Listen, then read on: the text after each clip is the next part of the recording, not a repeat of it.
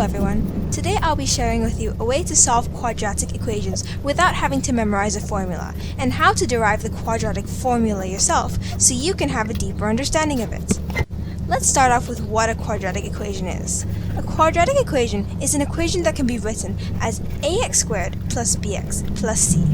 Alternatively, it's a polynomial of degree 2, or an equation involving an unknown x to the power of 2. Usually, we are looking for that unknown x. That is called solving the equation. Quadratic equations can have 0, 1, or 2 real solutions, or possible values of x. Here are some examples. It is possible to solve a single quadratic equation with one unknown. You might have memorized the quadratic formula, or learned how to factorize or complete the square. The method of solving quadratic equations I am about to show you was developed by Po Shen-Loh, a mathematics professor at Carnegie Mellon University. I believe it is simple, intuitive, and teaches understanding rather than rote memorization. So let's begin with the idea that every quadratic equation can be represented as x minus r times x minus s equals 0. You'll see why later when we cross-multiply this out.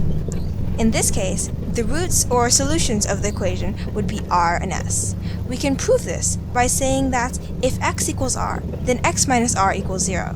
This way, x minus r times x minus s equals 0, as anything times 0 is still 0. In the same way, if x equals s, then x minus s equals 0, and x minus r times x minus s equals 0. Thus, for both x minus r and x minus s, our original statement that x minus r times x minus s equals 0 holds true, and both answers satisfy the equation. Now let's do some cross-multiplication on our equation. X times x equals x squared, minus r times x times x, minus r times minus s gives us positive rs. Here. Simplify that, and we get this equation. If we look back at our original equation, we can get rid of the coefficient on the x squared by dividing the entire equation by a. Now, you can see the connection. Minus r plus s directly corresponds to b over a, and r times s directly corresponds to c over a. This proves what I said earlier, that any quadratic equation can be represented by x minus r times x minus s equals 0. For conciseness, let b over a equal capital B, and c over a equal capital C. Now we have two equations, r plus s equals minus b, and r times s equals c. Now think about it like this. If r plus s equals minus b, then we can draw a number line. r and s must be equidistant from negative 1/2 b, for their sum to be negative b. Call that distance u. Now we can say that r and s are equal to minus b over 2, plus or minus a certain u. It doesn't really matter which is plus and which is minus, so we can condense it into one equation like such. We can now apply this concept of equidistance to an example. Pause the video if you'd like to try it out yourself.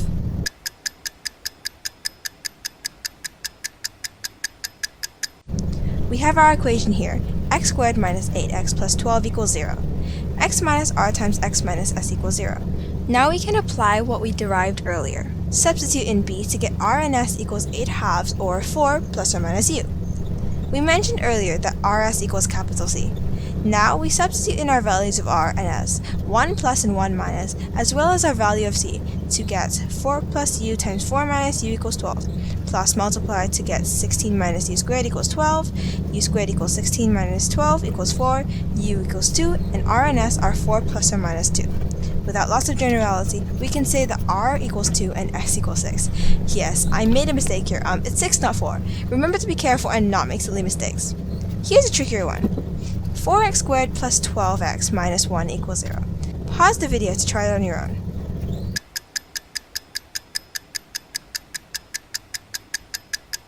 Okay, so this time you've got to remember to divide the equation by a. We get x squared plus 3x minus 1/4 equals 0. r and s equal negative 3 over 2 plus or minus u. Substitute r and s, one with a plus and one with a minus, into our equation r times s equals c to get r times s equals minus 3 halves plus u times minus 3 halves minus u equals negative 1/4. Cross-multiply to get 9 over 4 minus u squared equals negative 1/4. Remember that the 9 over 4 is positive since we're squaring a negative number, and negative 1 times negative 1 is positive 1. U squared equals 10 over 4, u equals root 10 over 2, and r and s are minus 3 halves plus or minus root 10 over 2. See that both values have 2 in the denominator? We can combine this into one fraction as such. Congratulations! You can now solve quadratic equations. But you might remember in the back of your mind that there's a formula for this. Have you ever wondered how it came about? Let's use what we learned to prove it. Let's begin with our modified equation x squared plus capital B times x plus capital C equals 0. We also have x minus r times x minus s equals 0. R plus s equals minus b, r times s equals c, and r and s equal minus b over 2 plus or minus u. Now, instead of substituting in our values, let's leave the variables and continue. R times s equals minus b over 2 plus u times minus b over 2 minus u equals c. Cross multiply this out to get b squared over 4 minus u squared equals c. Manipulate this to get u in terms of b and c, where u equals the square root of b squared over 4 minus c. Substitute that back in to get r and s to equal minus b over 2 plus or minus square root of b squared over 4 minus c. Now remember that this equation uses capital B and C. Now let's substitute in our values using lowercase a, b, and c from before. Capital B equals b over a and capital C equals c over a.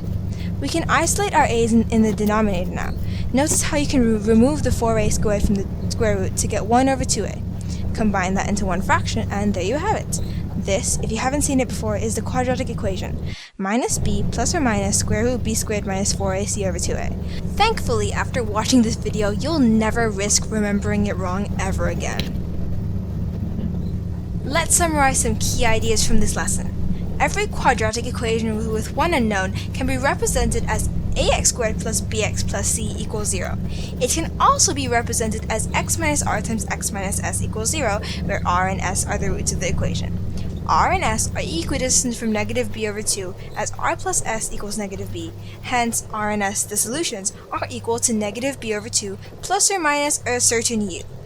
R times s equals c from direct observation, and from there you can substitute your values of r and s and solve your equation. Now you understand how to solve a quadratic equation, you'll be a pro in no time. Happy solving!